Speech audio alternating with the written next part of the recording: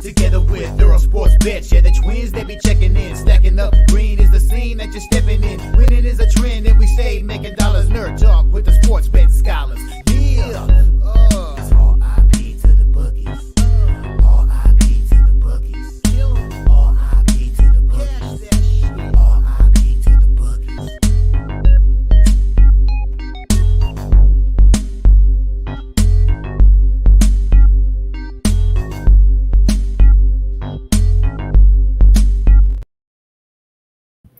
We are live. Welcome back to another edition of the Earle Sports Bet Show. My name is Nicholas Rara. We'll be joined here by my brother Tim in just a couple minutes.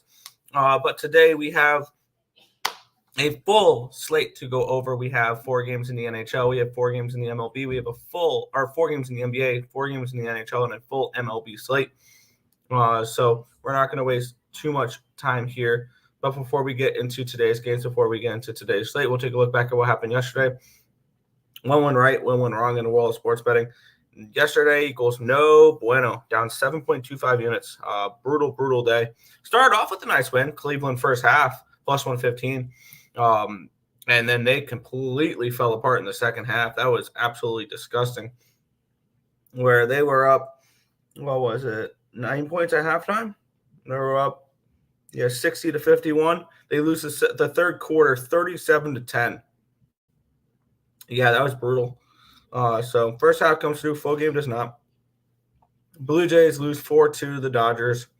The Pelicans double up was massively non-successful. First quarter loser, first half loser. It was 23-19 at the end of the first quarter, and it was a 14-point game at halftime. So no good there. Cincinnati, Texas, first 5 under 4.5, minus 110, winner. That was actually, it was 3-0, and the game finished 8-4. So another example of first 5 unders, full game overs. We faded the Marlins again. What a shame they lose again, the Marlins. Nationals plus 115. We'll be right back on today. It's Patrick Corbin Day with the Nationals against the worst hitting team against left-handed pitchers in baseball in the Miami Marlins. So nice little winner there. And then that was about it with the winners. We had one more winner on the night, but Florida Panthers lose 6-3 to the Tampa Bay Lightning. 2 Game 5s forced yesterday. The Islanders winning in double overtime as well. A frustrating one was me trying to decide between first 5 full game with the Tigers, taking the first 5, watching them lose the first 5 and then win the full game was incredibly frustrating. It felt just like it felt like that was just the type of day that was yesterday. Was that Milwaukee gets blown out 15-3. The Toronto Maple Leafs are terrible. And I will back the Boston Bruins Game 5 to finish up the series, and let's move on because the Maple Leafs are just – that core with the Maple Leafs just needs to be blown up. Tavares needs to go. Marner needs to go. I think Nylander and Matthews can stay, and that's just about it from that core. Because they're not going to win anything with that core at all. Too soft. They don't go to the corners for pucks. They're just – easy to play against, especially when it comes to the postseason hockey. And the Bruins have exposed that time again, that this team is easy to expose in the playoffs. Phillies do get the win, minus 102 there, over 5-1 over the Padres, and then the double loser to end the night, first period, full game overs with that Dallas-Vegas game. 1-0 at the end of the first and 3-2 in overtime. So not a good day. I've moved on all 4 hockey games so far. And that's it for today's at the moment. So we'll be getting into the chat, and then we'll get into this card here for this one here. Yeah, the Leafs are the biggest joke in the league. Yeah, they're terrible. That's incredible. Yeah, good day yesterday. $100 into $3,000. Nice to see someone had a good day. Never trust the Leafs against Boston, Robert. Yeah, I was going with my script, which was Boston and 7, which was dead wrong. Stars, baby. Got tired of people saying VGK. What a nice win. Yeah, I'm pissed because I wanted to bet the freaking Stars in that game, and I stayed off. Just annoying. Just the mistakes that were made yesterday. It was just, I wanted the Stars so bad too. 2-2. Giants scored late, scored an inning too late, and the Phillies scored 1 run too many, first 5. Yeah. Man, that late game ended at 2:20 a.m. Yeah, I did not watch that. I did not. I fell asleep before that game ended. But we'll get into this one. We'll get into the hockey card here. This one won't be ending too late because this game starts at 2:00, where we have the Winnipeg Jets and the Colorado Avalanche with this first matchup. Welcome to the show, Tim. Let me get my split screen up so we can get into the markets and we can get into all that fun stuff. We have the Colorado Avalanche hosting the Winnipeg Jets. Line -165 for these Abs, and total 6.5. As I'm trying to load up the line history here for this game, we'll head to Action Network, where we have. If this will load, that'll be cool. There we go. Action. There we go. Cool. We have 94% of tickets, 72% of cash on the Avalanche on this game. And then we have 99% of tickets and 69% of cash on the over in this one as well. Taking a look at the our line history in this one, where we have this line opened up with Colorado as 160 favorites. It's down to a 153, a little bit nerve-wracking. There. Line open up 6.5 -128. It's now 6.5 -128. So we do have a move towards the over, and we have moved towards the Jets in this game. Currently the Colorado Avalanche have the 2-1 series lead, and for me, I've been backing Colorado this entire series, and I'm not stopping now.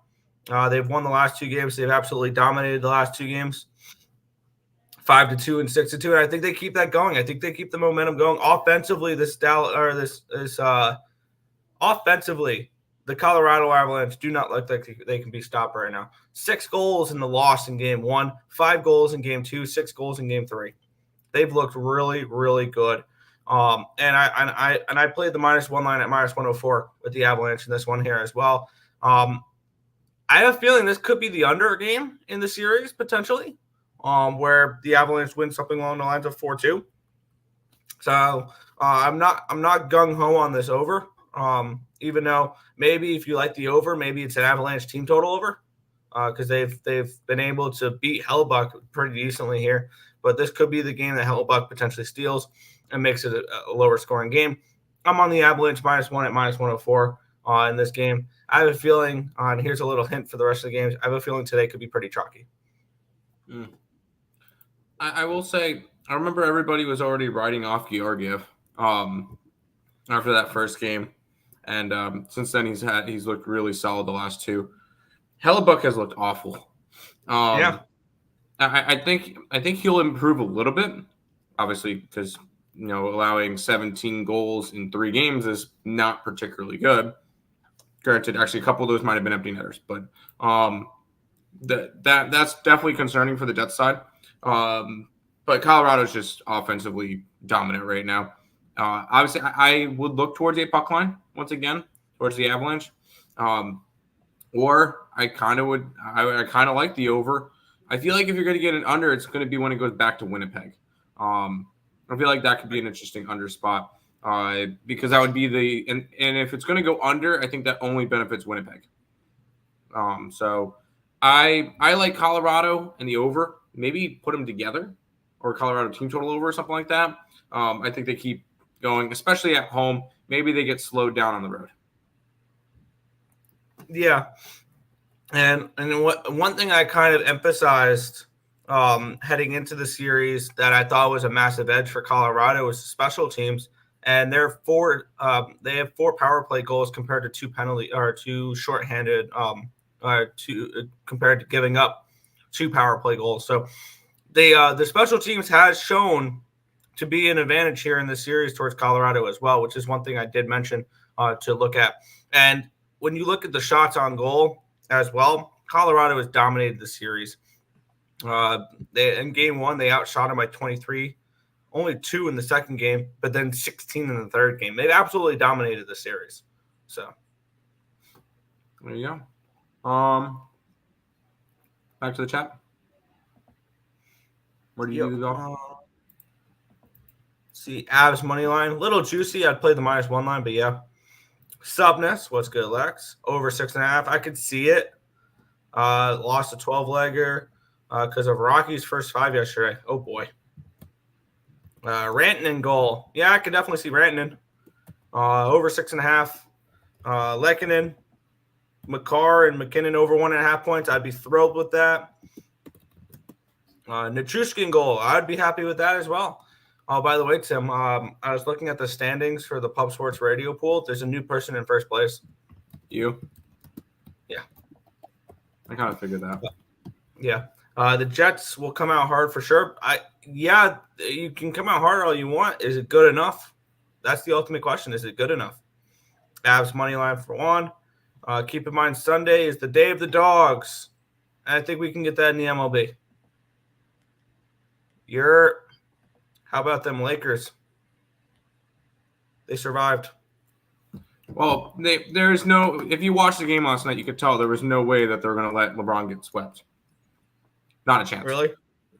Yeah, there was plenty of bad calls back against Denver. But although there was the one call that the Lakers didn't challenge, but that's on them. But yes, the Lakers won a game. Good job. You're not getting swept. Prepare to get crushed in Denver in Game 5. Fair.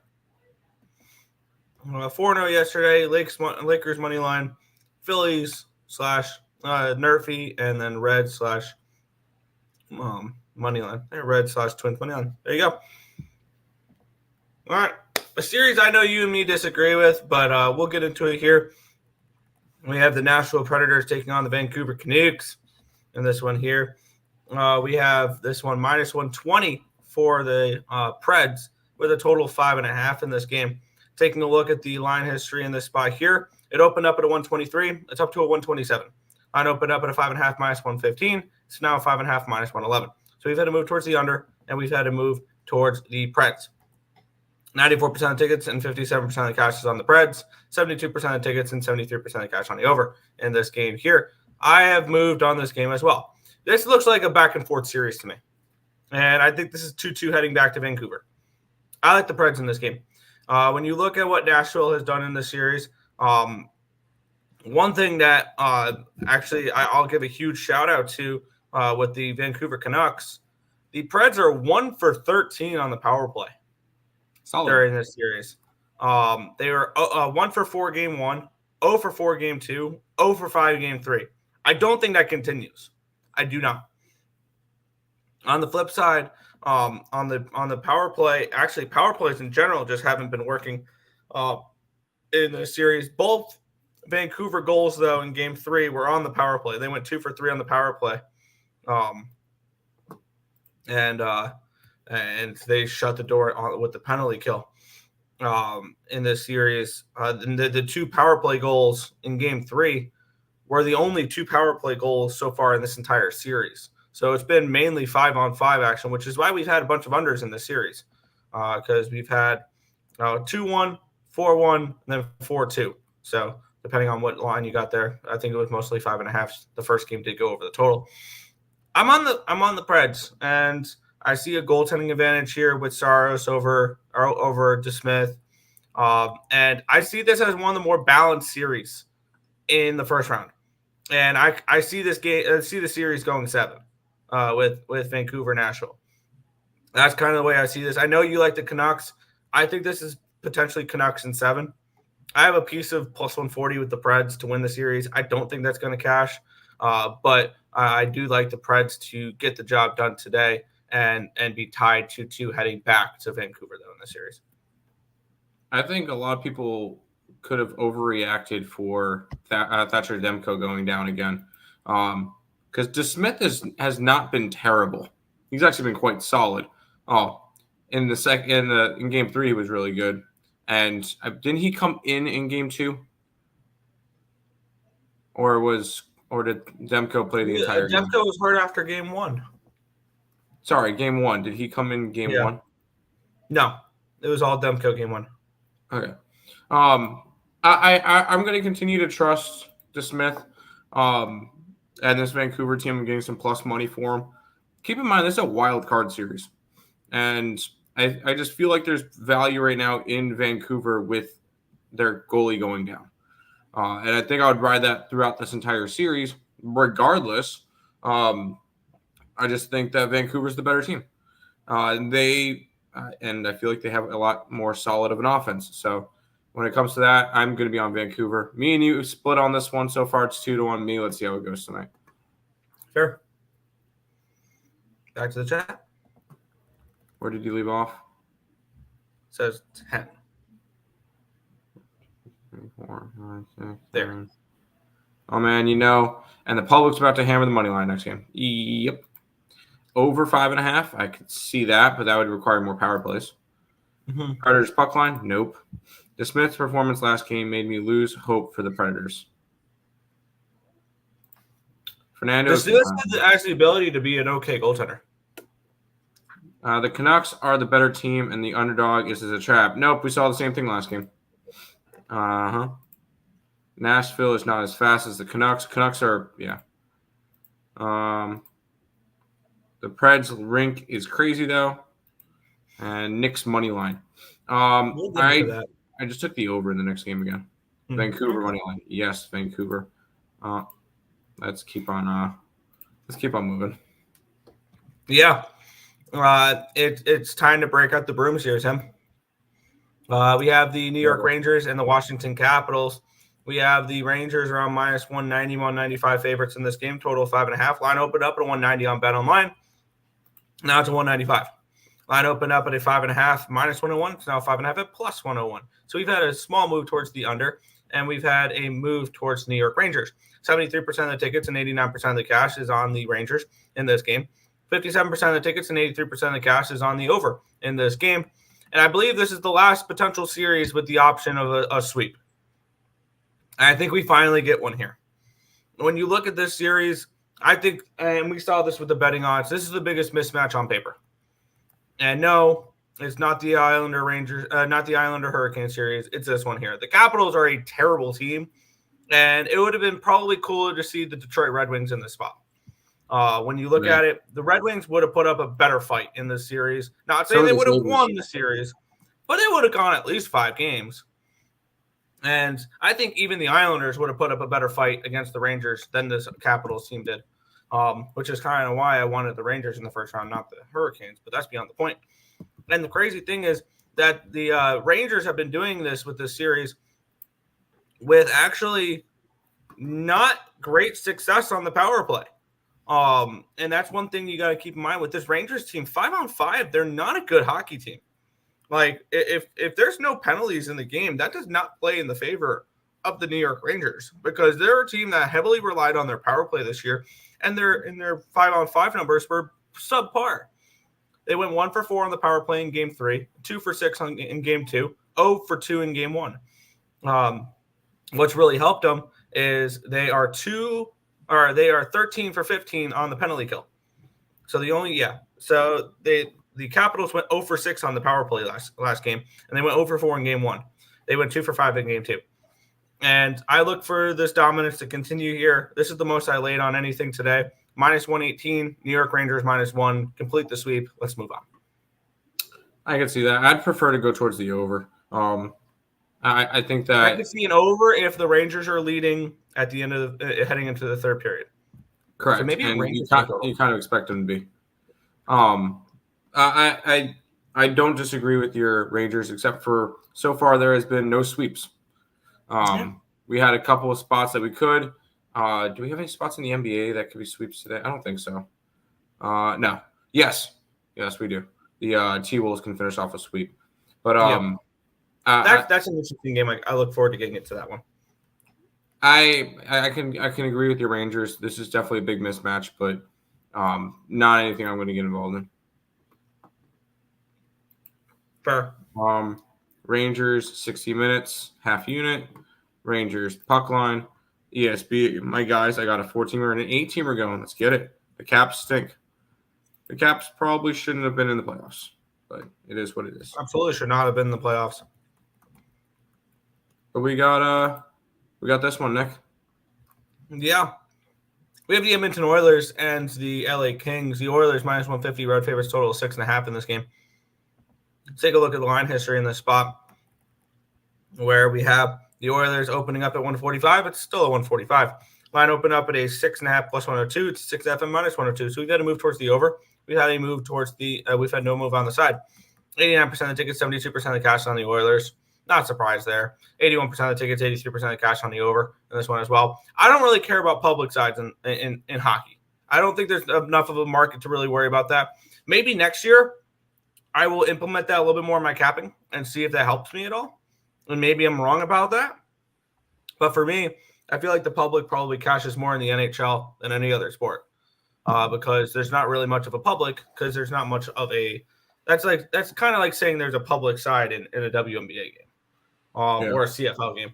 But obviously, we're going to get more action in the NHL than we will in those other sports. But it's not. It's more of a niche market, especially when we have baseball going on and we have NBA going on and college basketball going on during the beginning of the season. Like, just hockey is not a sport where I see public money on it. Now, can there be public money? Absolutely. In the Stanley Cup Finals, there absolutely will be. I'm on the Oilers -1 in this game at plus 110. I've been on the Oilers -1 or money line every game of the series, and I have this series capped as the most lopsided one in the Western Conference. I have the Oilers winning this game in 5, so I have them stealing another game in LA here and going back to Edmonton and finishing off the series there.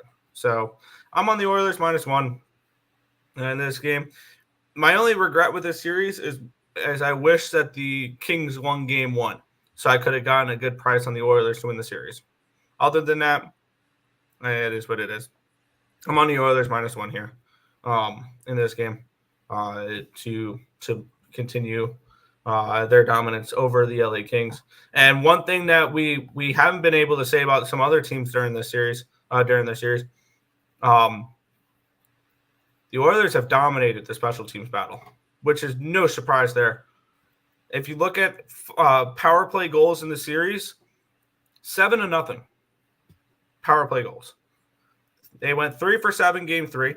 They went 1 for 3 game 2. They went 3 for 4 in game 1. The Kings have gone over 5, over 3, over 2 on their power plays.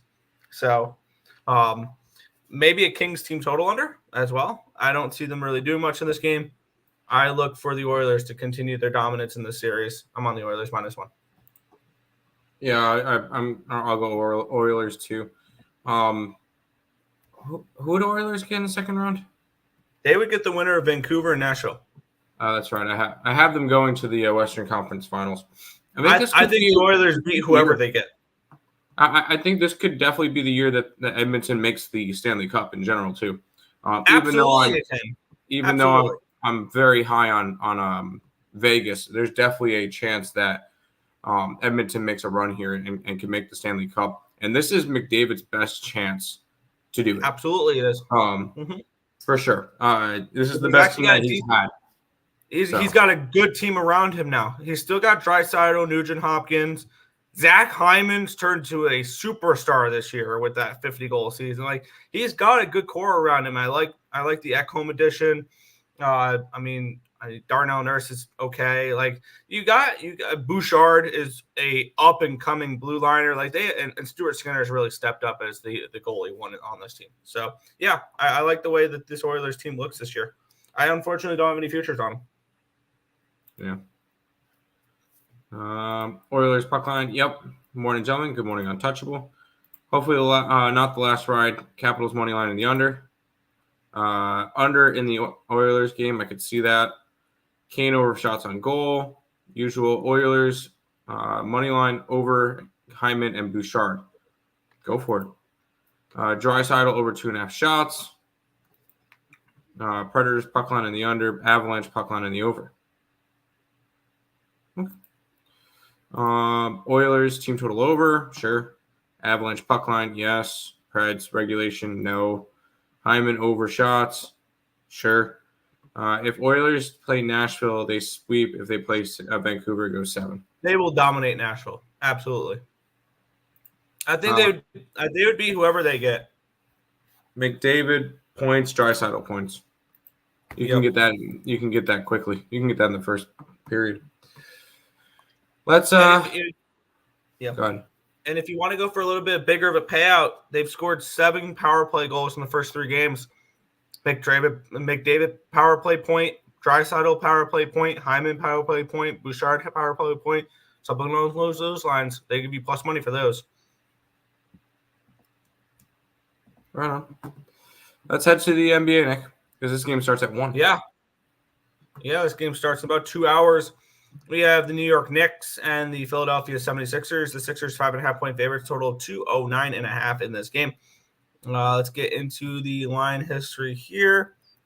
This can go to the side and not there. There we go. Where this line opened up with Philly as 5-point favorites, got down to a 4.5, up to a 5.5, and then back down to a 5. So no line movement here on the side.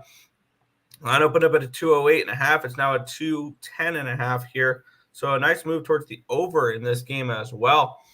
Let's take a look at the cash flow in this game here. See if we're getting see if this helps us tell a little bit more of a story.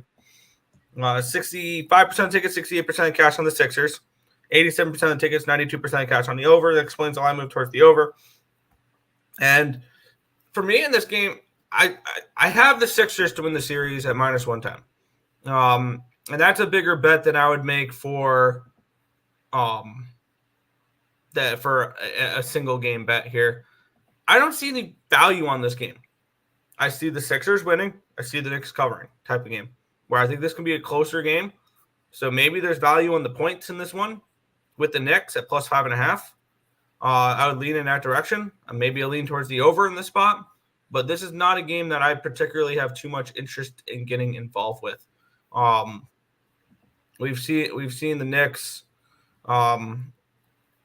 play decently well in the series. Other than last game, they lost by 11. But that was a desperate Philadelphia 76ers team that needed the win at home here, down 2-1. So, and they still need the win here, the Sixers, to avoid going down 3-1.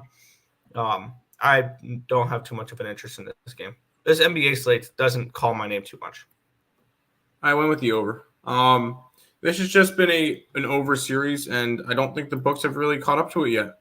Although we've seen 205, 206.5, and 208.5, and up to 209.5. So they definitely seen that the over has been hitting, and they bumped it up a little bit from the last couple of games. But I could easily see this one being pretty similar to last game, though 125, 114. I could see something like that again. And until they stop going over, I'm gonna keep betting the over here. It would be a lean towards probably the Knicks, thinking that they can keep it close. Maybe we can get an overtime. But I will be on the over. I got 209 at -106. There you go. Good luck. Yeah, that would be the only way I would probably look at betting this game, is taking it over. Islanders finally gave us that long-awaited draw and win +360, +145 together was +1K, never in doubt. Get it? Sixers and the Thunder. Thunder don't play today, but yes, I'll be on the Thunder. Isles and 7. No. Nope, I'm not getting my hopes up. Isles are winning the Stanley Cup. Nope, I'm not getting my hopes up. Let's head to this one, Nick, and I do have a play in this one as well. Yeah, we have the Dallas Mavericks and the LA Clippers. Mavericks -6-point favorites, total of 209.5 in this game. Let's get into it here, where this line opened up with the Mavericks as 6-point favorites. It's down to a 5.5 now, so we do have a half-point line movement here towards these Clippers. Line opened up at a 210. It's down to a 209.5. So we do have a half-point line movement towards this under as well. We have 53% of tickets and 60% of cash coming in on these Clippers, with the line moving towards them. So that makes sense there. And then we have 15% of the tickets and 75% of cash coming in on the over, with the line moving slightly towards the under. This is game number 4 of this series. The Mavericks lead at 2-1. They've won the last 2 games after getting beat by 12 in the first game. They won by 3 in the second game and 11 in the third game. I see this as a potential bounce-back spot for the Clippers in this game to try kind of tie up the series. I think this is too many points. Is really where I was looking at for this game. And seeing it at a 5, go down to a 5.5 kind of confirms that to me, that the markets agree with this as well. So I'm actually interested in the clip show here in this spot, getting the points in this game. I thought this line should be more along the lines of maybe a 3.5. So I'll probably be on the Clippers here in this one here. I'm going to shop it around, see if I can find the best available number, which I think I still see a 6 available on DraftKings. So I'm going to take the 6 on DraftKings and the small bet also plus 190 money line on DraftKings as well. Yeah, I'm just gonna be on the clip show. I'm obviously I have the Clippers to win the series. I have a ticket for the Clippers to win the series. First game was great, and then they kind of slowed off since then. Yeah, but 5.5 points is just way too many. I got plus 5.5 and minus 102. This is just going to be at least a closer game. One possession game coming down to the last shot. It very well could. I just don't see the Dallas Mavericks dominating this game again. And even without Kawhi, I think the Clippers are still alive in this series. So this one, once again, kind of sticking to my guns with some of these teams. Clippers plus 5.5 for me. Would this be a game where you would leave the points at the table and take the money line? No, I just took the points. Too many points?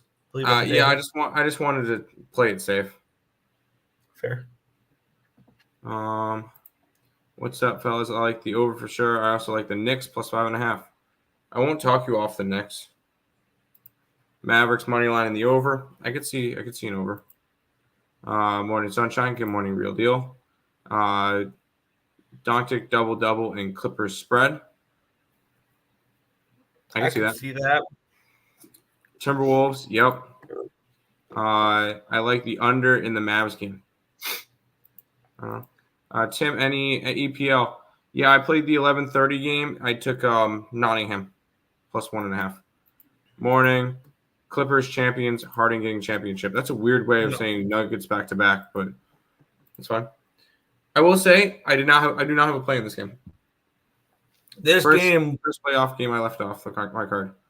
Yeah, this game was kind of tricky, I think, and my initial thought was I kind of want to get involved with the Bucks in some way, shape, or form in this game. Let's get into it though. Line up it up at at 8. It's up to a 9.5.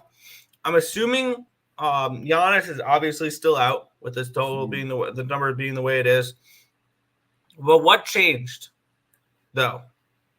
Why are the Pacers 9.5, 10 now, rather than the 5.5, 6 they were game 3?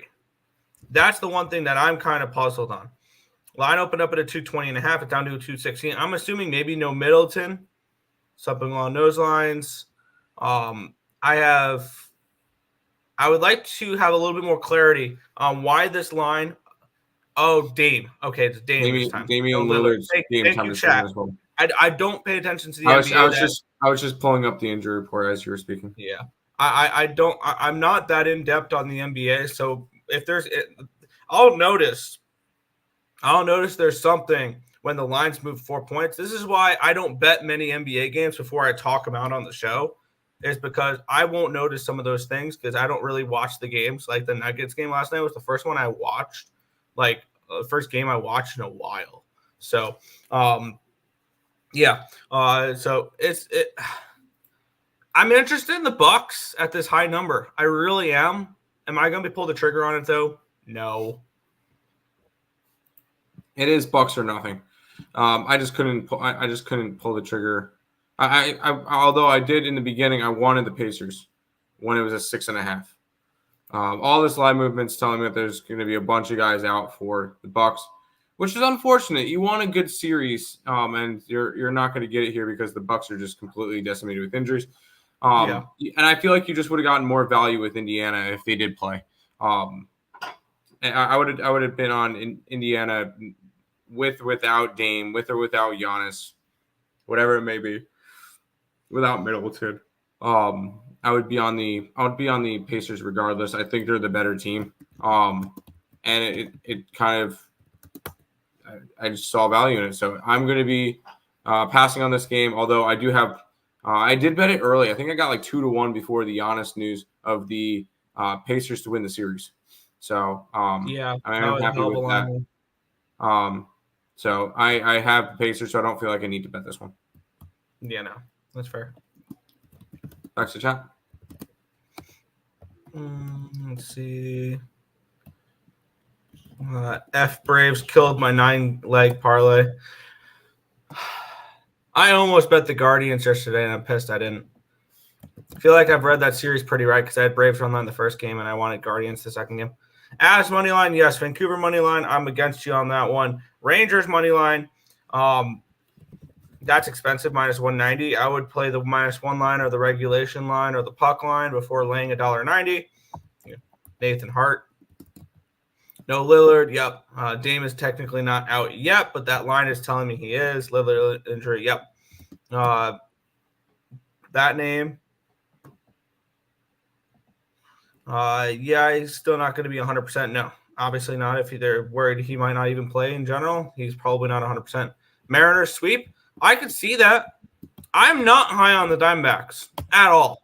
I think they're a team that you're going to have a lot of value betting against this year because they made the World Series last year. I know you like them, Tim. I looked there. No, you're right. They suck. Well, here's the problem: is when I do my hitting numbers this morning, they're 29th in baseball in WRC plus against righties. They don't hit righties at all this year. So we'll see. Bucks might take it. No. Bucks, guys, it's a trap. Bucks money line. I mean, that would be a nice little score there. Bucks versus Pacers smash the over. Yeah, in like the first month of the season. The Pacers have been a much better under team. They have been. Ever since they got Pascal Siakam. Yep. DMV, parlay again. Baltimore, Washington. I only like the Nationals out of all those because you know what day there's a couple days today. It's Patrick Corbin Day. It's also Paul Blackburn Day. So there's that as well. I'll probably be on Oakland first 5 because it's Paul Blackburn. Yo, what's good, Joe Kryptonite? Thanks for the late game with the Twins and the Mariners. Yeah, I leaned Diamondbacks first 5 actually, and I didn't pull the trigger on it. I'm glad I didn't. But we'll get into this one here, and this is another game where please let me know injuries because the Suns were 4.5, 5-point favorites last game, and now they're 1.5-point dogs. Did the result of Game 3 really move this line 6 points? There is no Grayson Allen's out, but that's not really much of anything. This is one of the more peculiar lines in this one here. Line opened up with Phoenix as a 1-point dog. It got all the way up to a 2.5 at one point, back to a 1. So we've really had no line movement here on the Suns. Line opened up at a 209. It's now a 213. So we have a move towards the over. We have a move towards and we have no line move on the side here in this one. Oh, by the way, last game, 64% of tickets, 63% of cash on the Bucks. 50% of tickets, 85% of cash on the over. We have 41% of the tickets and 69% of the cash is coming in on the T-Wolves in this game for the spread. On the money line, 95% of the tickets and 62% of the cash. So we're seeing the public is on the T-Wolves money line in this game. And I am not surprised that it is because when you look at this series, it's been nothing but blowout. If I remember right, none of these games have been particularly close. It was 120-95. It was 105-93. It was 126-109. 3 double-digit wins for the Minnesota Timberwolves.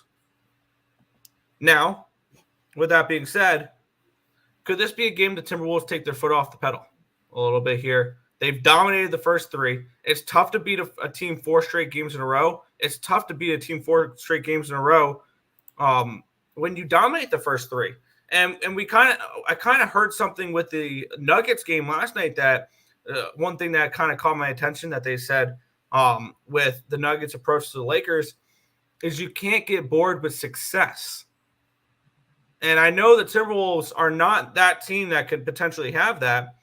But when you dominate a team for the first 3 games, I want nothing to do with you in game 4 like that. And I know you could probably say, yeah, but the Rangers have dominated the Capitals. They really didn't. Game 2, they really didn't. And the Capitals could have easily won game 2.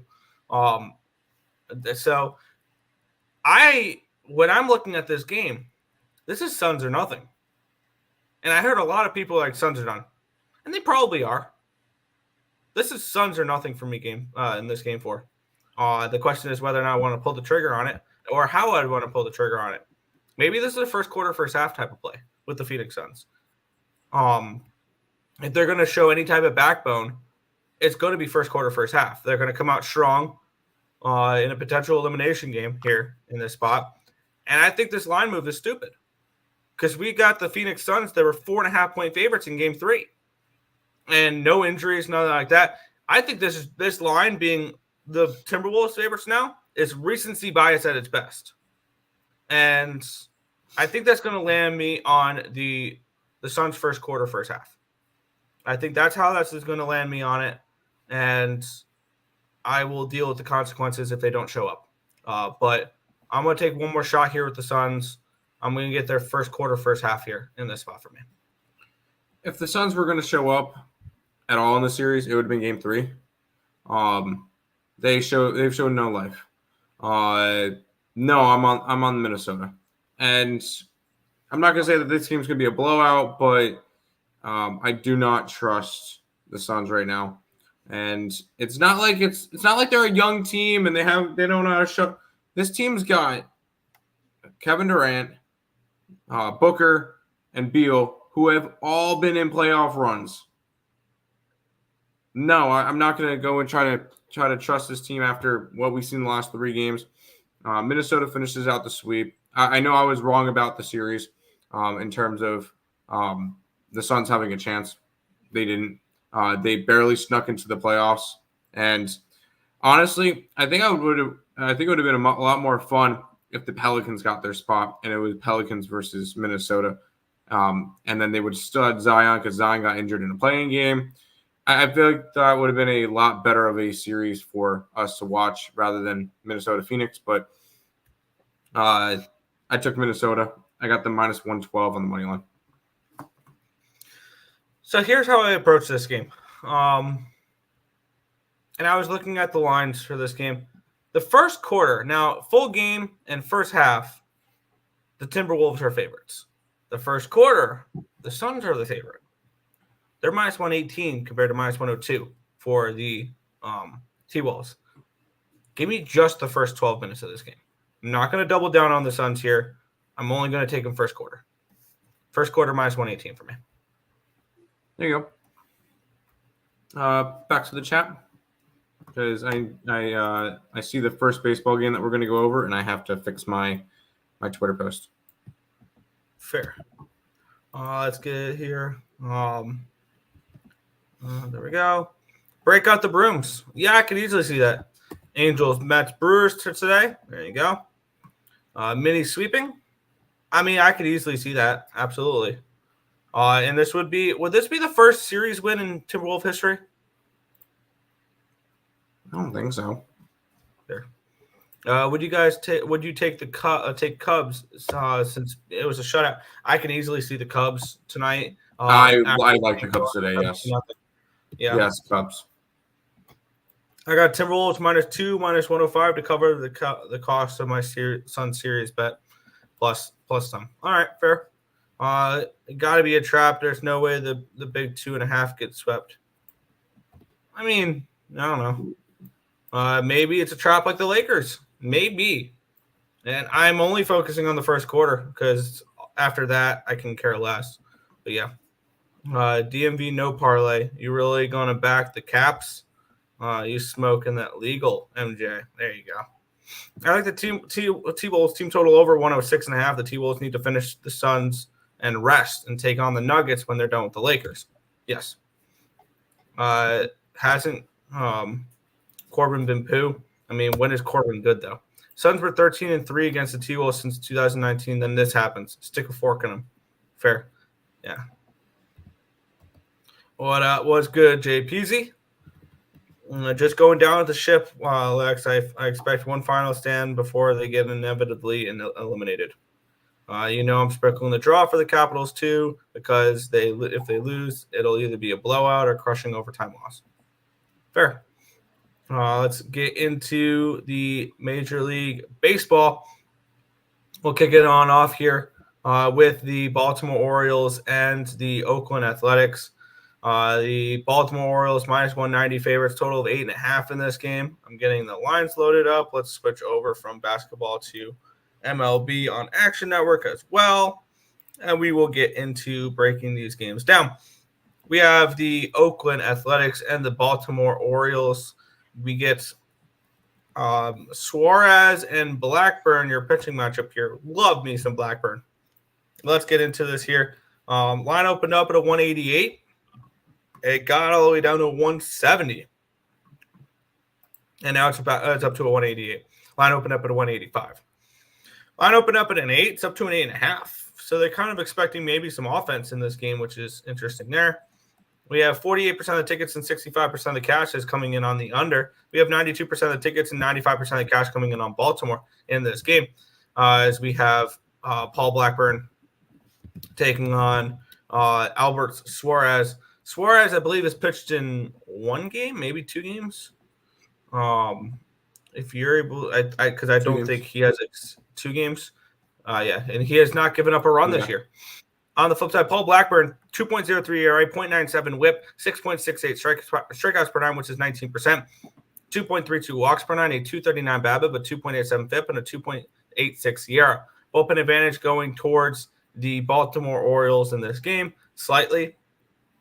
And hitting advantage does go towards the O's in this game here. They do hit righties pretty well, 115 WRC plus, which is 5th. Oakland A's, 85, which is 24th. And looking at Albert Suarez here, is he going to go decent into games? 5 2/3. Yeah, he's gone 5 2/3 both times he's faced Minnesota and LA. They won both of his starts. Paul Blackburn's been the first 5 whisperer, though, for a while now. And I believe we lost the first 5 with him last game. And now that makes the Oakland Athletics 4-1 when he starts in general. So Paul Blackburn, the Oakland A's have been winning them full game as well as of late. And I don't hate the bullpen of the Oakland A's. Granted, it's mainly one guy, which I believe he'll be available for today, seeing that yesterday was not a safe situation. But for me, Oakland is still just a first 5 team for me, just because I don't think their bats are good enough to trust for the full game. And on ESPN Bet, I'm getting plus 155 with the Oakland first 5. I'm going to feed me some more Blackburn. Oakland first 5 for me, ESPN Bet. All right. My tweets are already in the chat, so you guys already know where I'm going. Day number 27 of betting the Baltimore Orioles every single day. Their money line is minus 190. Their run line is plus 110. Their money line this year is 17-9, up 3.5 units. Their run line this year is 15-11, up 9.1. So far, this experiment is up 12.6 units to start the year. So not going to try to not diving deep into the game. It's just Orioles every single day for me, and it's been working.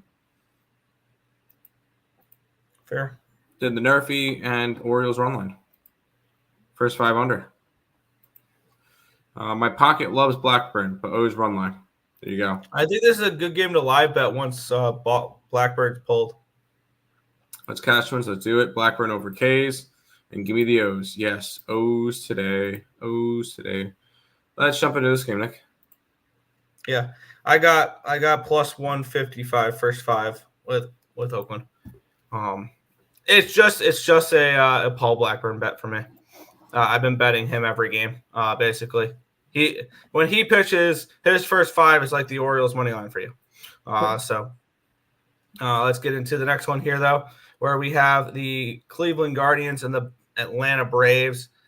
Braves minus 175 favorites, total of 9. Let's take a look at the cash flow in this one here, where we have, where's the ATL? There's the ATL. Ben Lively and Bryce Edler. Wow, that's a pretty crappy matchup. Line opened up at a 185, and it's absolutely plummeted as of late. It's now down to a 153 on Bet Online. That line's moved a decent amount in the last hour. Line opened up at a 9 at minus 120. It is now a 9 at minus 115. So we've had to move towards the under. We've had to move towards the Guardians in this game here. The Guardians with the win last night over the Atlanta Braves. Let's take a look at the cash flow where we have 92% of tickets, 93% of cash on the Braves, the line moving towards the Guardians, 57% of tickets, 63% of cash on the under in this game as well. Line moving slightly towards the under. Ben Lively and Bryce Miller, your pitch or not Bryce Miller. Bryce Edler. Bryce Edler. I'm thinking of the Oakland pitcher there.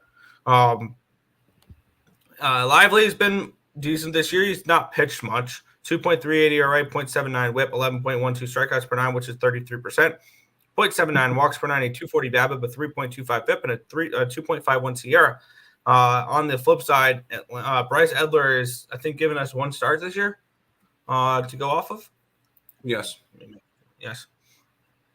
Which where he faced Miami. 8 hits, no earned runs, no walks, 4 strikeouts, 6 2/3 against Miami. He was flirting with danger in that game. Bullpen edge goes towards Cleveland, which actually, when you look at the last 30 days, Cleveland arguably has the best bullpen in baseball. And then the hitting advantage does go towards the Braves, 127 WRC plus, which is second compared to 98, which is 19th. I have really no interest in this game. I would lean Guardians if I had to bet anything in this spot, but this is not one I will be getting involved with. It would be Atlanta or nothing for me. The Really? Braves so far this season have not lost 2 games in a row. And I could see them winning here. But am I trying to lay a big price like this or even a run line with them at home? Maybe. Although they have not been as good on the run line this year. They're 18-7, but 13-12 on the run line. So that one's kind of weird. And I kind of just assume that they are favorites every single game. So that's why I assume that's the -1.5. I'm not going to try to fade the Braves here. But the winner of this game is going to be the best team in baseball. Yeah.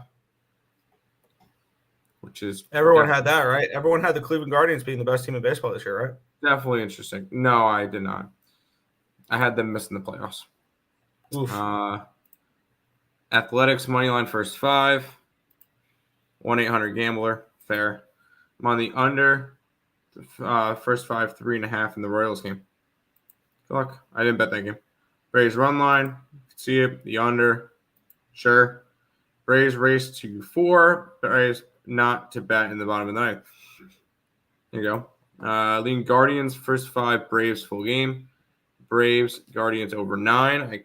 I would lean more towards an under in this game. Ben Lively under 15.5 outs recorded. So not to go at least more than 5 innings. Interesting. All right, Nick, I get to pass on this game. Yeah, the LA Dodgers and the Toronto Blue Jays. I feel like this is a game I know you don't cap Blue Jays games, but the line makes sense to me. Huh? The line makes sense to me. It does. Yes. Yeah, I can see that with the pitching matchup a little bit here. We get Kevin Gausman and Michael Grove in this one here. Line opened up at -125 for the Blue Jays, actually. So the Dodgers opened up as plus money dogs. When do we see that often? The answer is we don't. And it's moved down, so it has moved towards the Dodgers. Line opened up at an 8.5, went down to an 8, and now it's back up to an 8.5. We've had no line movement on the total in this one here. Grove and Gausman for this matchup here. Let's take a look. And 42% of the tickets and 78% of the cash is on the Dodgers in this game. Wow. It's actually an interesting market. 85% of the tickets and 91% of the cash is coming in on the over in this game here. And for once, it actually looks like sharp money on the Dodgers. And I would not – and that what kind of surprises me with that is them being a dog or opening up as a dog in this game. Is really what surprised me with them being what looks like a potential sharp side in this game. For me, though, it's still my everyday experiment. And this is mainly a way of betting the under win total for them is really what this is for the Dodgers. And yes, I'm aware during this experiment, I'm going to get burned with long winning streaks from the Dodgers. That's going to happen, and I had that fully planned out in this strategy. Is I know there's going to be times where I lose 7 in a row. I know that. That's just the way it is. Michael Grove, 4.15 ERA, 1.08 WHIP, 11.08 strikeouts per 9, which is 29%. 4.15 walks per 9, a 267 BABIP, a 2.77 FIP, and a 3.18 SIERA. On the flip side, Kevin Gausman, 5.57 ERA, 1.57 WHIP, 7.71 strikeouts per nine, which is 19%, 2.57 walks per nine, a 3.48 BABIP, a 4.3 FIP, and a 4.15 Sierra. Bullpen advantage goes towards the Dodgers in this game. Hitting advantage goes towards the Dodgers in this game, who are number one in baseball against right-handed pitching at 130 WRC plus. And the Blue Jays are not really hitting righties, 88 WRC plus, which is 23rd. But for me, in this game, I think this line tells you everything you need to know. I'm going to be on the Blue Jays in this game, and I'm going to be on the Blue Jays full game. They're favorites over the Dodgers. Yeah, it's a Blue Jays game. I don't really. I know. Well, you look at it, Gausman's 100% the pitching advantage over Grove, who has been awful this year. So the line makes sense to me. Sorry, Grove hasn't really been that bad. It's a bullpen game. I'm not really going to go after. I don't touch Blue Jay games, so you know that already. No, I'm not interested in this one. Fair. Guardians and Ben Lively are not winning 2 games in a row. Call me a sucker. Dodger money line. Easiest lock in this game. Dodger, a blue and white team will win. There you go. Yeah, your strategy revolves around Dodgers being heavy favorites every game. If they are dogs, why still bet their opponent? Do you think they're going to be under 500 this year? It's just an overall strategy. It's and yes, I understand you could probably make that point, but this line just tells me that this is actually a Blue Jays type of game. There you go. Let's jump into a little bit of Mets game. Yeah, we have the New York Mets and the St. Louis Cardinals. The Mets minus 125 favorites, total of 8 in this one here. Let's get into the line history here between Mets and Cardinals. This line opened up at a 110 for the Mets. It's now a 126 for the Mets. So we have a line move towards the Mets here in this one here. Line opened up at an 8 minus 105. It's an 8 minus 115. So we have a move towards the over. We have a move towards the Mets in this game.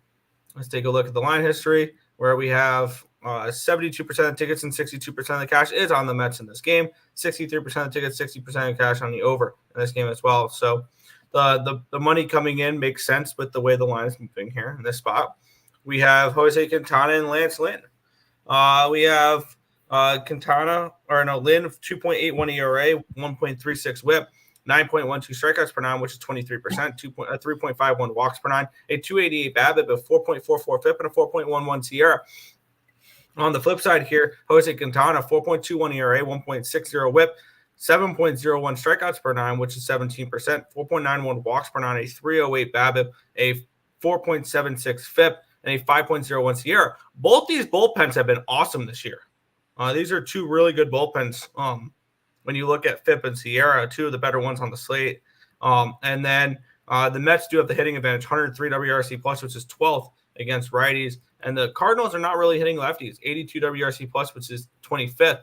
And for me in this game, it's going to sound weird. My lean would not be the full game over because these bullpens have actually been pretty good. It'd be the first 5 over in this game because these 2 pitchers, Lance Lynn and Jose Quintana, are kings of going 5 innings and giving up 2 runs, maybe 3 runs. And would it surprise you to see this game be 3-3 at the end of 5 innings? Like that sounds like a reasonable explanation for a game. That would be my lean in this game. I really don't have intentions on betting anything in this game, but it's over or nothing for me. I lean Cardinals to finish off the sweep. I was back in the Mets back when they're winning games. They've now lost 5 out of their last 6 games. So now they've turned it around the wrong way. They were looking good, winning a chunk against good teams with that run against Cincinnati, Atlanta, Kansas City, Pittsburgh, and LA. And the Giants and the Cardinals have taken care of 4 out of the last 5 games against the Mets. I don't trust this Mets team right now. It would be Cardinals or nothing. Why am I not betting the Cardinals? I don't trust Lance Lynn, and I don't trust the Cardinals in general. Last place Cardinals, I still believe that. Right now, are they last place? They are last place at the moment. So there you go. But not really anything I felt like I needed to get involved in. Fair. To the Max Munchie's day, Max Muncy RBI, and now Muncy over home run RBI. Okay. DraftKings got Hits, Max. runs, RBIs. Hits, runs, RBIs. Got it. Two of my favorite nerfy pitchers. So nerfy for me, no sides. I guess the Mets still need speed and still need pitching. Yes. All right, Nick, here's another game that I cross out as I start my cap. This one was an ultra frustrating game for me yesterday because I was trying to decide between Tigers first 5 and Tigers full game, and I ended up choosing first 5. They lost the first 5 and won the full game. It was just one of those type of days where I could pick the right side. I just couldn't pick the right way to bet them, which was frustrating. We have Tariq Skubal and Michael Waka. So this line opened up at a 145. It's up to a 163 now for the Tigers. So we do have a pretty decent move towards these Detroit Tigers. Line opened up at a 7.5 even money. It's still a 7.5 at even money. Taking a look at the cash flow in this game here between Kansas City and Detroit, 89% of tickets, 81% of cash is coming in on the Tigers. The line moving towards them. 73% of the tickets and 73% of the cash is on the over in this spot as well. Now, yesterday I saw the cash cow was the Orioles, even though they were in the 170 range. If that's the case, the Tigers could very well be a cash cow today because the lines moved towards them, and they're a decent-sized home favorite with the public on them. So I'm generally curious if the Tigers would be one of those teams. So I don't know. Taking a look at the pitching matchup, obviously the pitching edge goes towards the Tigers with Scooby Snacks on the mound today. Tariq Skubal, 2.28 ERA, 0.8 whip, 11.03 strikeouts per nine, which is 32%, 1.9 walks per nine, a 222 BABIP, a 257 FIP, and a 2.59 Sierra. On the flip side, Michael Waka, 3.81 ERA, 1.27 whip, 7.94 strikeouts per nine, which is 21%, 2.86 walks per nine, a 313 BABIP, a 3.37 FIP, and a 4.04 Sierra. Bullpen edge goes towards the Tigers in this game, and the hitting edge is even. 88 WRC plus for both of them, 22nd and 23rd in baseball. So for me, I lean Tigers. And I think this line is wide for a reason. And I look for the Tigers to get the job done here. So I want to take a look what Tigers -1 would be, and maybe make a move on Tigers -1. AL Central versus AL Central. So I don't bet these games. I just never get them right. I'm here to make money. This and Blue Jay games, I just cross out and move on.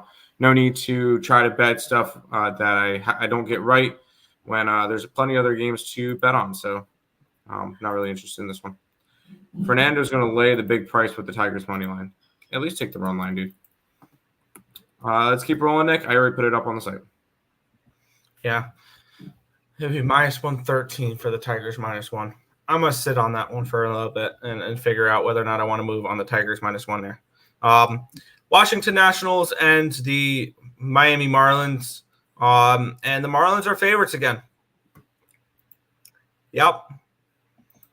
Now, here's the ultimate test for people who say the Marlins shouldn't be favorites over anybody. They're at home against the Washington Nationals with Patrick Corbin on the mound. Let's see if people put their money where their mouth is. I will. Line opened up at a 140. It's down to a 133. So we've had a move towards the Washington Nationals in this game. So the markets are agreeing that the Marlins should not be favorites in this spot either. Line opened up at an 8. It's up to an 8.5. So we do have a move towards this over as well. No surprise. Ryan Weathers and Patrick Corbin. I think this game plays itself more towards an under, personally. We'll get into that in just a second. 65% of tickets, 70% of cash are on the over, and the line moving towards it. And then we have 25% of the tickets are on the Nationals, but 58% of the cash is on the Nats in this game here. And I don't usually do this too often in Nationals game or in Marlins games because we just like to fade them full game. I kind of want to double up and take them first 5 full game, the Nationals here in the spot. Now, Patrick Corbin's been bad, but if there's ever a team Patrick Corbin will pitch well against, it's this Miami Marlins squad. Patrick Corbin, 6.51 ERA, 1.81 whip, obviously not very good. 5.86 strikeouts per nine, which is 14%. 3.58 walks per nine. a 383 BABIP, a 4.46 FIP, and a 4.85 Sierra. On the flip side, Ryan Weathers, 3.16 ERA, 1.40 WHIP, 8.06 strikeouts per nine, which is 20%, 4.21 walks per nine, a 284 BABIP, a 4.64 FIP, and a 4.45 Sierra. Bullpen advantage goes towards the Nationals here, a pretty decent one. And the hitting advantage is a decent one here too, which is crazy considering that the Nationals only hit for 78 WRC plus, which is 26th against lefties. Why is this such a big discrepancy in hitting advantage? Because the Miami Marlins are dead last versus left-handed pitching, 54 WRC plus. 54. That's 46% below the average for WRC plus. That just tells you how bad this Marlins team is at hitting left-handed pitching, which is why I think Patrick Corbin can have a good game here. And why I would lean towards the under in this spot here as well. The market moving towards the over, but 65% of tickets and 70% of the cash is on the over in this game here. I'm not only going to back the Nationals in this game, I'm going to double up on the Nationals in this game. And I'm going to trust Patrick Corbin for a first five and a full game double up in this one here. So I'm going to shop around for the best numbers and double up on the Nationals here. 20-8, Nick. 20-8 fading the Marlins this year. It's why we're as profitable as we are in baseball. Because let's see, 20-8 with a bunch of plus money. What's 13-ish units in baseball off of the fading the Marlins in general, and we're up 2,200. So the fact that that's most of our profit is from fading the Marlins. And let's keep doing it. Nationals plus 122. Not really a big explanation for it. We're just riding with the fading the Marlins train. Yep. And I'm getting the best available numbers on Fanatics for this one, so I'm going to be doubling up on them on Fanatics here. Nerfian first five under. Yep. Marlins. Nope. Usual Marlins Nerfian. Whoever it is, money line. I like it. Jackson Holiday to AAA. Yep. He did go down to AAA. Happy Corbin Day Nationals will be my early DK up to parlay bet. I like it. Ooh, me too. Show Rio, number one prospect ever known as it. The Orioles. Yeah. Incredible Patrick Corbin pitching decent is unreal. Good pitching coach, maybe. Cardinals and Nationals half units. I could see both. I like the Nationals in general. 5 dogs, 2 favorites. My NBA card, my MLB card. There you go. Lindor screwed Mets game yesterday. I hope Mets win today. Taylor Fitz W. I don't know who Taylor Fitz is, but let's jump into this game, Nick, which I do like. Yeah, we have the Milwaukee Brewers and New York Yankees in this one here. We have the Yankees minus 140 favorites, total of 8.5 in this spot. Let's get into the line history in this one here. I was just updating this.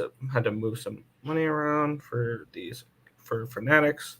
Cool. And now it's all right. Let's take a look at the cash flow here, or the line history. The line opened up with the Yankees as minus 109 favorites.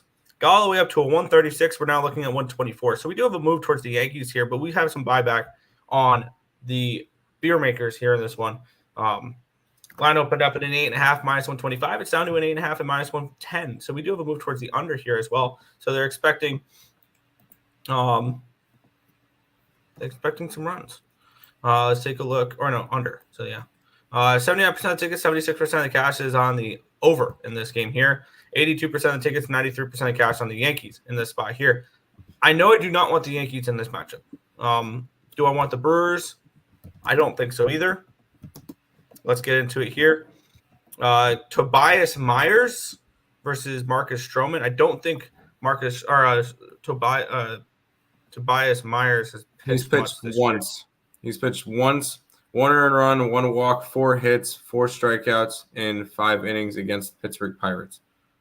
Yep. And then Marcus Stroman, 2.93 ERA, 1.23 whip, 9.11 strikeouts per nine, which is 24%, 3.25 walks per nine, a 278 BABIP, a 4.21 FIP, and a 3.49 Sierra.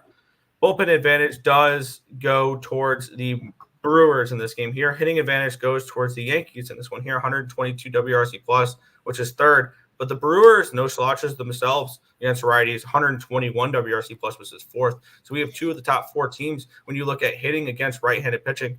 And Tobias Myers is going to give you at least 5, so the Yankees are going to see plenty of this righty. Let me relook at where this total is moving in this game.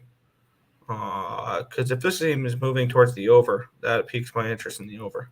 It is not. It's moving towards the under.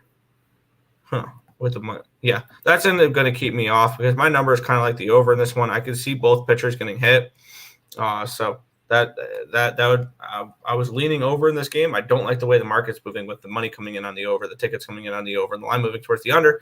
And when my numbers like the over in this game, so it's going to get a pass in this game for me. Let me lock in these first 5 full game with the Nationals real quick though. If you leaned aside, which side would it be? It would be the Brewers after getting destroyed yesterday. All right, good. Then we're on the same page. And I just put it up. I like the Brewers here, especially after that ugly game yesterday. And I got it at plus 115. Everybody's going to go see what happened yesterday and try to run right back to the Yankees. I don't see it. I'm riding with it. I kind of lean towards the under just because it's Sunday, and Sundays normally tend towards the under. Real quick, This Tobias Myers, he's 25 years old. He was drafted in 2016 in the 6th round, 181 overall out of high school. So, and he made his major league appearance 8 years later. That tells you everything you need to know, right? Career minor leaguer. So be careful with wanting to back him directly. He's earned this opportunity, though.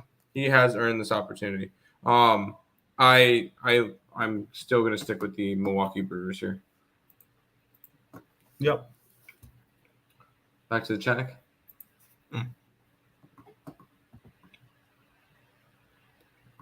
Okay. Let's see. Join the dark side? Never. Nope. Mason Miller, closure. Athletics so cool watching him throw 100 plus. Yeah, he's insane. Over 8.5. Yeah. I think Oakland will be better up 2-run team. I could see it. I like the Nationals more than that spot though. Just because I think they can jump on Ryan Weathers early. Should be a bounce back for the Brewers. It very well could be. Thoughts on Cards, Mets, Nerfy? I kind of lean toward the first 5 over in that game, so I would veer away from a Nerfy in that one though. But those are 2 veteran pitchers though, with Lance Lynn and Jose Quintana that know what they're doing. So who knows? We'll move on though. Tampa Bay Rays and the Chicago White Sox in the next matchup here with the Rays as minus 150 favorites, total of 8.5 in this game. Let's take a look at the line history in this spot here between Zach Littell and Eric Fetty, the pitching matchup. Line opened up at a 185. It's plummeted down to a 132. So big move towards these White Sox in this game. Line opened up at an 8.5 minus 120. It's now an 8.5 at even money. So we do have a move towards the under here as well. Let's take a look at the cash flow in this spot here where we have where is this game? Where are the Rays? There they are. Where we do have 88% of tickets, 97% of cash is on the Rays, and the line plummeting. I have no interest in the White Sox at this number, though. 75% of tickets, 72% of cash on the over as well, with this line moving towards the under. Interesting. Let's take a look at the pitching matchup here in this spot. Zach Littell and Eric Fetty. Littell, 3.33 ERA, 1.37 whip, 9.67 strikeouts per nine, which is 25%, 1.67 walks per nine, a 3.67 BABIP, a 3.01 FIP, and a 3.38 Sierra. On the flip side, Eric Fetty has actually not looked terrible this year. 2.73 ERA, 1.14 WHIP, 10.25 strikeouts per nine, which is 27%. 3.08 walks per nine, a 2.46 BABIP, a 4.49 FIP, and a 3.39 Sierra. Both bullpens have been absolutely terrible this year. And the hitting advantage goes towards the Tampa Bay Rays, 109 WRC plus, which is ninth, compared to 74, which is dead last versus right-handed pitching this year. So when you look at this matchup here, maybe an under. But I mean, it absolutely is a first 5 under. This is definitely the ultimate first 5 under game if you're looking at an under, because both these bullpens are 2 of the worst in baseball. So I would only lean first 5 under in this game. Not going to pull the trigger on it, though. Can we put some respect on the red-hot Chicago White Sox who have won 2 games in a row? Whoa. On a walk-off last night, too. No, I can't go after anything. Trust me, I would want to go Tampa in this game. But this line seems very short. At the same time, we've seen this plenty of times where the line looks short with White Sox games and then the White Sox still lose. So I'm still going to be passing on this game, but God, this White Sox team is bad. Obviously they're a solid 5-22 now. So I guess you could look towards the Rays, but not anything I'm going to get involved with. Good luck. This card is kind of tough, I will say. It is. For a Sunday. Nick, point out where we are in the chat, and then I'll go over chat while you put up hockey on the site. Fair. There we go. Cubs are going to smash. I'm going to be on the opposite side. I'm going to be on the opposite side of that one. Really? White Sox grab their – huh? Against the Cubs? No, sorry. Yeah, sorry. Yes, Cubs. I forgot they got blown out yesterday. I was thinking the opposite way around. My bad.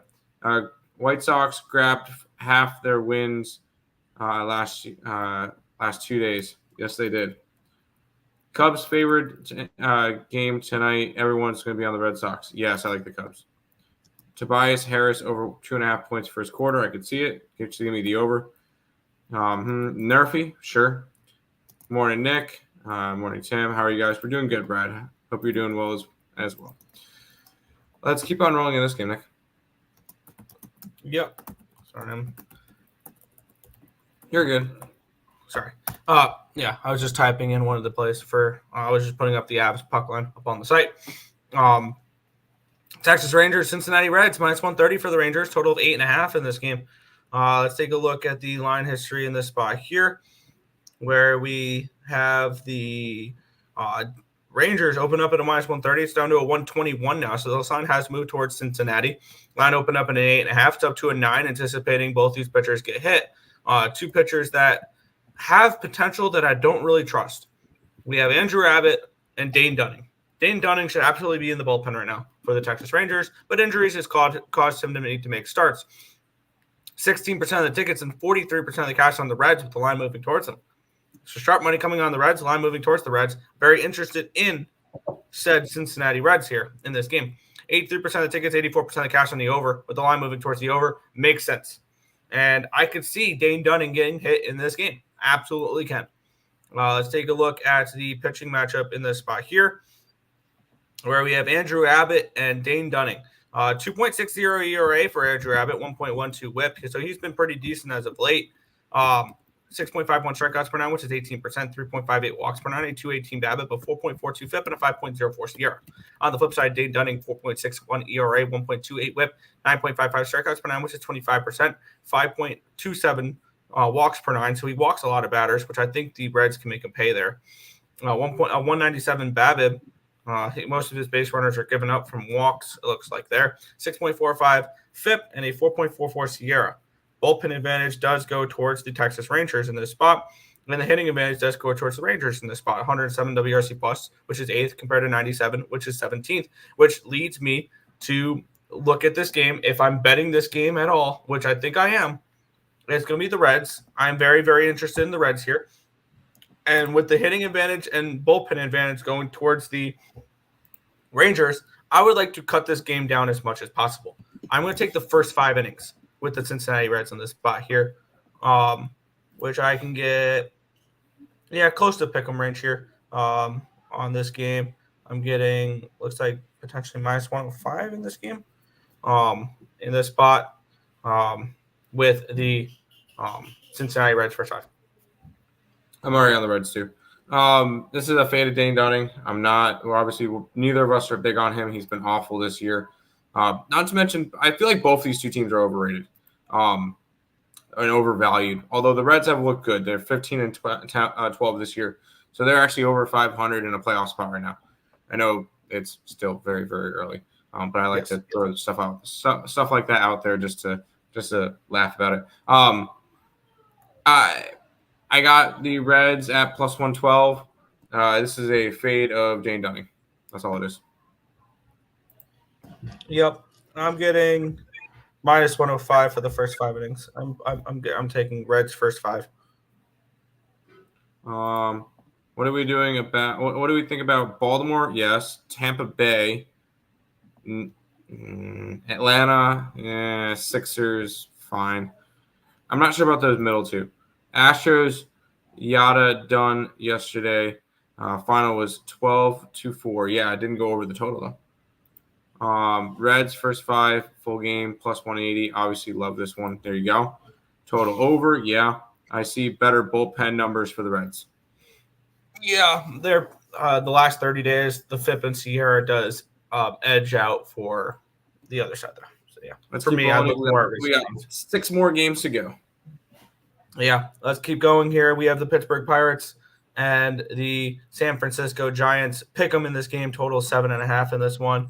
Where we have let's take a look at the line history between Pittsburgh. We have Keaton Wynn and Jared Jones. Your pitching matchup. Line opened up at a 109. It's down to a 105 for San Fran. Line opened up 7.5 minus 120. It's now 7.5 at even money. So move towards the under, move towards San Fran, or move towards Pittsburgh in this game. Line opened up, or 76% of the tickets, 85% of the cash is on the Giants in this game. And we have 75% of the tickets, 73% of the cash on the over in this game, with the line moving towards the under in the spot, which does lend me towards interest in this under. I also have interest in the Pirates in this game as well. I think I have interest in the Pirates first 5 in this game, maybe full game. 2.79 ERA, 0.83 whip for Jared Jones. So the last 30 days, 12.1 strikeouts per 9, which is 35%. High strikeout rate, 1.25 walk rate. He's so good at filling up the zone and throwing strikes. 238 BABIP, a 3.23 FIP, and a 2.20 Sierra. He's been awesome for Pittsburgh this year, and I have full intentions on betting on Jared Jones in this spot, whether it's a first 5 under or it is a Pirates first 5 or full game. 3.54 ERA, 1.04 whip for Keaton Wynn. 7.39 strikeouts per 9, which is 21%. 2.89 walks per 9, and 236 BABIP, a 398 FIP, and a 3.70 Sierra. Bullpen advantage going towards the Pirates here in this game, which makes me like them there. The offset on this one is the hitting advantage does go towards the Giants. 97 WRC plus, which is 20th, compared to 84, which is 26th. The Pirates really don't hit, which is where I think the first 5 is probably the better look than the full game with the Pirates here in this spot, because when you look, I don't want to trust the Pirates bats for a full 9 innings. I just don't. And maybe that's probably just the way I'm going to go here. It's just the first 5. So I'm going to shop around here, look for, I think I'm seeing minus 120 for the first 5 here with the Pirates. I'm going to go ahead and back that at BetMGM. Jared Jones has been fantastic. We'll just put that out there. 9 earned runs in 29 innings, but 39 strikeouts in 29 innings, over a strikeout an inning. The only thing is he doesn't go deep into games. 5 to 6 innings. Oh, well, I guess that's which is why I want the first. Yeah, which is why I want to isolate the first one. Sorry, he doesn't normally get a high pitch count. He normally gets pulled around 80 pitches. I can't back Pittsburgh like that. I would look more towards San Fran in this game. San Fran's starting to look a little bit better, and Wynn has been really solid his past couple of starts. I think you get a good, solid performance out of him. Maybe an under 7.5 in this game could be interesting. But this is a look towards maybe the under, but ultimately probably nothing. Fair. Yeah, I lean towards a first 5 under in this game as well. Any thoughts for Valdez for the Astros? That's our next game. Yes, we'll look at that in a minute. Nerfy, yeah, definitely could be Nerfy. Rangers run line. No, Nope. I don't like no Rangers today. All right, Nick, back to the Mexico game. Yeah, this game, first 5 under, full game under would have cashed yesterday. Let's get into it here. Colorado Rockies and Houston Astros. We have Framber Valdez and Austin Gomber, your pitching matchup here in this one. Let's take a look at the line history, which opened up at a 200. It's up to a 212 now for the Astros. Line opened up at 16.5, down to a 16. So we have a move towards the under. We have a move towards the Astros in this game here. And no surprise, because we have 94% of the tickets, 99% of the cash is on the over or on the Astros in this game. 78% of the tickets, 81% of the cash on the under in this game. This game finished 12-4 yesterday, so the under 16 pushed, or if you got 16.5, won. Let's take a look at the pitching matchup here, which is tricky because Austin Gomber has not been very good. 4.32 ERA, 1.48 WHIP, 7.2 strikeouts per nine, which is 18%, 3.96 walks per nine, a 293 BABIP, a 4.96 FIP, and a 4.58 SIERA, which I guess isn't terrible considering he pitches half his games at Coors Field. And then the bullpen advantage does go towards the Astros, and the hitting advantage goes towards the Astros here in this one. 125 WRC plus, which is fifth against lefties. They absolutely smash lefties, the Houston Astros. And the Rockies do absolutely nothing against lefties. 76 WRC plus, which is 27th in baseball. And Framber Valdez hasn't pitched in a while. He was hurt. So that's also a big question mark for me in this game is what is Valdez going to look like coming back from the injury? And here's the thing with Valdez. The Astros desperately need Valdez back because that rotation's no good without him. And they got Verlander back, which was huge. They're still missing Garcia for that bullpen, and I think they're still missing Christian Javier for that, or for the rotation, my bad. They desperately need to get healthier, and that's why this team has struggled so far this year. It's because their pitching staff is hurt. His last start was on April 2nd against Toronto, where he gave up no runs on 6 hits, no walks, and 7 2/3 innings pitched. I want to see what Valdez looks like in his first start back, and I think this is a terrible game to judge what he does in his first game back because of the conditions in this game, which could lead you maybe towards if you want to back the Astros and not worry about what Valdez does, maybe a team total over. But with that being said, this may be the highest team total over you're going to see all year because the Astros team total is a 9.5 plus money. 9.5. In this game. No, thank you whatsoever. This is a pass. I'll sit back and watch and hope the Astros start to turn things around. But you would lean towards an over in this game. No, I lean towards the under. I like the over in this game. We didn't get it yesterday. I think there's a good chance that we can get it today. And I just want to And we missed it by the hook yesterday. I think a lot of people are going to see that and kind of be a little bit salty about it. I think we can definitely get an over in this game, 17, 18, 19 runs, something like that. So I'm going right back to the over. I may not have learned. It is what it is. But I feel like one of the games in the Mexico series is going to go over. Didn't go over yesterday. I think it's going to be a good live betting opportunity for an over. It could be. I like the first 5 under, but I think the full game over can absolutely hit because the full game over can hit because of these bullpens being bad. True. Under 16.5 again? No. Yeah, I'm going, but does against my starter. Okay. Under first 5 under 8.5 in Valdez we trust. I think it's really tricky to have to start with him in this first game back in Mexico. I want a first 5 under 8.5. That sounds so appealing. But let's jump into this game, which I know I haven't really bet that much, but I might go after this game. Yeah, this one has an interesting dynamic to it too, Tim. Let's take a look here. We have the Minnesota Twins and the LA Angels. Line opened up at a 110. We're seeing 106 now for the Twins. So this line did get up to a 112 at one point on BetOnline. So we got that. And the line opened up at an 8.5, went down to an 8, down to a 7.5, and it's been about some buyback, bring it back up to an 8. We have 60% of the tickets are on the Twins, but 51% of the cash on the Angels, and 80% of the tickets, 77% of the cash on the over in this game, with the line moving towards towards the under. But there has been some buyback on it. So kind of interesting there, and the line moving slightly towards the Angels. We do have Reed Detmers on the mound for the LA Angels. And this is actually, and I know Minnesota offensively has not been a powerhouse this year, but this is going to be a tough matchup for Reed Detmers. Against Pablo Lopez, 5.49 ERA, 1.22 whip for Lopez last 30 days, 10.07 strikeouts per nine, which is 27%, 2.75 walks per nine, a 294 BABIP, a 3.82 FIP, and a 3.39 SIERA. On the flip side, Detmers, 2.12 ERA, 1.04 whip, 10.31 strikeouts per nine, which is 30%, 3.03 walks per nine, a 279 BABIP, a 2.86 FIP, and a 3.26 ERA. Open advantage goes towards the Twins in this game. Massive hitting advantage for the Twins in this game.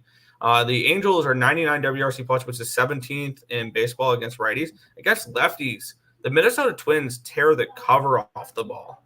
130 WRC plus, which is 4th in baseball against left-handed pitching. So they've been really bad against right-handed pitching this year, the Twins. Amazing against left-handed.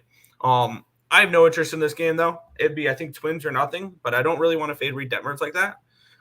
Especially at home. Reed Detmers is a much better home pitcher than he is road pitcher. I think this is another tricky game. I have not bet this series at all. I have no interest in betting this series at all. This is a pass for me. I kind of want to go after Reed Detmers. I want to bet on him. He's been he's been a lot better on the road than at home. But he's only had 2 starts at home, and one of them was against I want to say it's the best offense in baseball. Who? The second best offense in baseball in the Baltimore Orioles. So one of them, he did get hit early. But I like the Angels in this matchup. I think you're going to get a good start from Reed Detmers. And I'm not big on this Minnesota team. Neither of us were. I have Kansas City to win the division. I think you had Detroit to win the division. So neither of us like this Twins team. And I would want to fade. I liked them last year when they were plus 185 to win the division, not when they were minus 140. Yeah, that's a little bit of a different story to get them at that price. But no, I'm gonna go after the Angels here. I know I haven't bet them all series. This will be the first time I do. Give me the Angels with Reed Detmers. Good luck. I want nothing to do with the series at all. All right, I'm gonna put that up. But do you want to go back to the chat for me? Yep. And it looks like there's none. All right. We'll head over towards this next one here. The Arizona Diamondbacks and the Seattle Mariners. Mariners minus 140 favorites, total of 7 in this game. Let's take a look at this interleague matchup between Logan Gilbert and Brandon Pfaadt. This line opened up at a minus 150 for the Mariners. It's down to a 137, so we do have a move towards the Diamondbacks in this game. Line opened up at a 7.5 at minus 105. Wow, this line's plummeted. We're seeing 6.5 pop up for this total between Brandon Pfaadt and Logan Gilbert. I don't understand a 6.5 in this game whatsoever. 79% of tickets and 72% of the cash is on the over. The line moving towards the under, but I'm assuming this is some buyback on this 6.5 now. I don't agree with that whatsoever. Let's get but I'll take that comment back for just a second. 81% of tickets, 66% of cash on the Mariners, and the line plummeting. Tells me that the Diamondbacks are alive in this game. As much as I want to fade this Diamondbacks team, the market's telling me that. I have absolutely no interest in backing the Diamondbacks, though, against right-handed pitching, because this team is 29th in baseball against right-handed pitching, WRC+. Let's get into it, though. Brandon Pfaadt, 4.97 ERA, 1.17 whip, 8.38 strikeouts per nine, which is 22%, 1.86 walks per nine, a 289 BABIP, a 3.92 FIP, and a 3.69 SIERA. Pitching advantage absolutely goes to Seattle here with Logan Gilbert. 1.87 ERA, 0.8 whip, 9.36 strikeouts per nine, which is 28%, 2.14 walks per nine, a 190 BABIP, a 3.34 FIP, and a 3.20 SIERA. Bullpen advantage towards the Mariners, hitting advantage towards the Mariners in this game.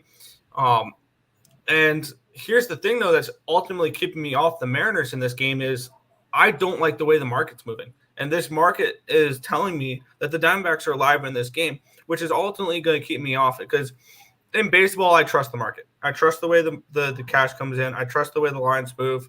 And I don't like going up against that unless I'm supremely confident in a play, like fading the Marlins every day or something along those lines. Now, am I confident in fading the Diamondbacks?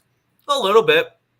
As a Diamondbacks team, I am not very high on this year, and they've been really bad against right-handed pitching. So it'd still be Mariners or nothing for me. I just don't like the way the market's dictating this game, and which will ultimately keep me off this spot. I like Seattle. I like my boy Logan Gilbert. I know you pay attention a lot more to the market than I do. I personally really like Logan Gilbert. He's been a cash cow for me for a while now. P. Fatty, he had a good postseason last year. Really hasn't done much in the regular season. So when it comes to it, I like Logan Gilbert and the Seattle Mariners to go for a sweep because they've won both games, and the Arizona Diamondbacks have scored a combined 2 runs in those games. So give me the first place Seattle Mariners. I would have to run line it though. So run line. Yeah, Seattle -1 would be my lean in this game, but maybe I get to it. But I just don't understand this market movement. I just don't. And when I don't have any explanation for it, I just stay off. Fair enough. Back to check. Yeah. Can't trust Fad. Yeah. Mariners no bat. That's not a bad look. Mariners money line and the Orioles -1.5 2-teamer. Nerfy and Mariners money line to get the juice down. Fair enough. 2 games remaining on the card. Philadelphia Phillies and the San Diego Padres. This is another one where I don't know if I have much interest in this game because I would like to see how one pitcher looks. Because this is the season debut of Tajon Walker with the Philadelphia Phillies. Oh. Line opened up at a 130. It's up to a 146 for the Padres. So the market's thinking the Padres take care of business here. Line opened up at an 8 -115. It's an 8 at -107. So the market's pointing towards Walker's return is not going to be the greatest. 66% of the tickets, 73% of the cash coming in on the Padres. The line moving towards them. So that all checks out. And then we have 67% of the tickets, 67% of the cash on the over. The line moving towards the over. That also checks out. Which makes things kind of interesting in this game. Tajon Walker has not pitched this year so far. And on the flip side, Michael King has been okay, but looks like I project some negative regression. 3.62 ERA, 1.35 whip, 9.55 strikeouts per 9, which is 24%. 4.94 walks per 9, a 2.29 BABIP, a 5.54 FIP, and a 4.36 ERA. Bullpens are about equal. And the hitting advantage goes towards the Padres. 110 WRC plus, which is 7th, compared to 100, which is 14th for the Phillies. So both these teams are decent offensively. This market's suggesting that Tajon is not going to have a fun return back to the majors, fun debut here. And I kind of agree with it here. I think this is a game where Tajon Walker can get hit, and I like the over in this spot. And I might shop around here and try to find the best over number here, which is over 8.5 -105 on BetMGM. I'm going to move on this over 8.5 here with the Padres and the Phillies in this spot. Over 8.5 for me, -105. I want to see Walker pitch first before I do anything, because normally he's a good first half pitcher, and then he struggles in the second half. So that's why I kind of stay off this one. Michael King. He was a Yankee. Yeah, he was a Yankee for a while. He's part of the Soto trade. Yeah, I don't know necessarily how much I can really trust him just as yet to try to back the San Diego team. I'm not high on San Diego like you are. I guess I would be a little bit higher on the Phillies, but I'm also not really high on them either. This one's another pass. I will have a play. How many games do we have left? I will have a play on the Sunday Night Baseball game. Yeah, that's the last game we have to go over. Yes. Which will Scooble to get a hit. Scooble to get a win. I kind of like that. I'm very interested in the Tigers. I think I'm going to add the Tigers as well. Okay. Let's finish out the card with the Sunday Night Baseball game. Yeah, we have the Boston Red Sox and the Chicago Cubs. We have the Red Sox -145 favorites in this game, total of 9 in this spot. We do have a pitching change for the Chicago Cubs. It's going to be Wesneski for the Cubs versus Tanner Houck. Line opened up at a 120. It's up to a 142 for Boston, but a decent amount of that is after the pitching change. Line opened up at an 8.5 at even money. It's up to a 9. So I believe this is a pitching change type of thing. It was supposed to be, and I'm not going to read off the markets. I think are going to have no effect on this game. I did have Hayden Wienetzky in the spreadsheet here versus Tanner Houck. Wienetzky, I don't know how much he's going to pitch. This may be a bullpen game for the Cubs, if I'm not mistaken. Probably. He went 4 and 2 1/3. So yeah, we're not going to get much out of Wienetzky. And on the other side, Houck, 1.65 ERA, 0.98 WHIP, 8.82 strikeouts per nine, which is 25%, 1.38 walks per nine, and 289 BABIP, but 2.24 FIP, and a 2.93 SIERA. Bullpen advantage going towards the Red Sox here in this game. Hitting advantage going towards the Red Sox in this game here in the spot. The market's very confusing with the pitching change and all that. I would lean Cubs if I had to bet anything in this game, especially after losing 17-0 yesterday. So that would be the only way I can look in this game. Am I getting involved in this one? No, I'm just going to stay off for this last game. Not a card I'm particularly in love with. I'm going to add the Tigers -1, and that's going to be my full card. I will say this game's already up on the site because I figured you would not be betting the Red Sox. I'm not against it. No. I got the Cubs +132 to win. This is strictly we just saw a 17-0 game that did not favor the Cubs yesterday. So I think that's the definition of a bounce back spot right there. So not really much capping went into it besides this is a good Cubs team. They're going to bounce back after an ugly game. I got them at plus money too. Dame and Giannis are officially out today. Good to know. That is all the games for today. Before we head on out, we'll do a quick plug and recapping all that stuff. If you guys are new to the channel, make sure you guys leave a like, comment, subscribe, share, do all that good stuff. We appreciate all the support. Check out all links in the description below. They are going to be above Nick's head, or at least the logos will. Boom. YouTube, Twitter, TikTok, and Instagram. We will be uploading. We upload to those every single day. So make sure you guys are following us over there. And if you guys are interested in becoming a member of the YouTube channel, $5.99 a month, 16 cents a day. That's where you get all the plays that go up on the picksandparleys.net website, along with my college baseball, which I'll have some college baseball for today. I will say, Nick, for ECU's sake, we are Louisville fans today. If Louisville beats Clemson, I think there's a good chance that ECU can have a 5 next to their name when the next rankings come out, especially if Duke gets swept today. But that is all of that.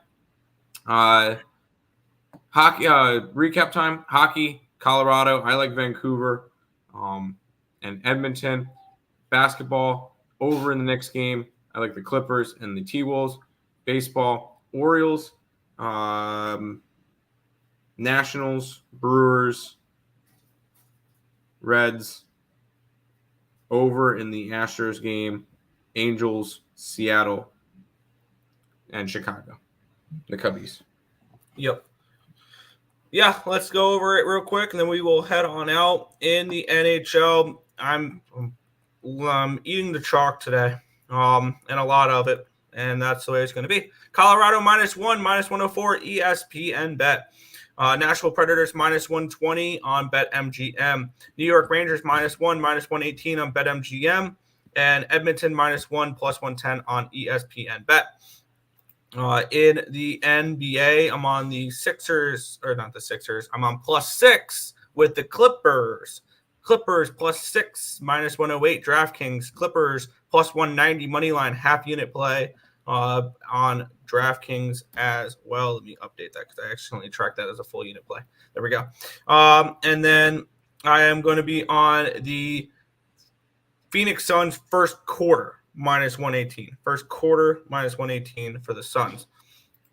And baseball, Oakland Athletics first 5 +155 ESPN bet. Toronto Blue Jays -115 Fanatics. Washington Nationals first 5 +115. Washington Nationals full game +115. Both those on Fanatics. Detroit Tigers -1, -118 bet MGM. Cincinnati Reds first 5 -105 ESPN bet. Pittsburgh Pirates first 5 -120 bet MGM. over 8.5 -105. Phillies, Padres, BetMGM, and then that is it for baseball for me. There you go. Oh, I forgot to let's pull up my college baseball. I forgot to grab that. Community tab, does it show it? It does not, because that's freaking stupid. Hold on. College baseball today, I believe, starts off with the Notre Dame Fighting Irish plus 175 against Wake Forest to win the series. Duke minus 130, Troy plus 140, Southern Miss plus 110, South Carolina minus 115, and Louisville plus 130. So those are all the college baseball plays I like for today as well. That's going to do it for this edition of the Earle Sports Bet Show. We'll be back tomorrow with another one. Peace out, guys.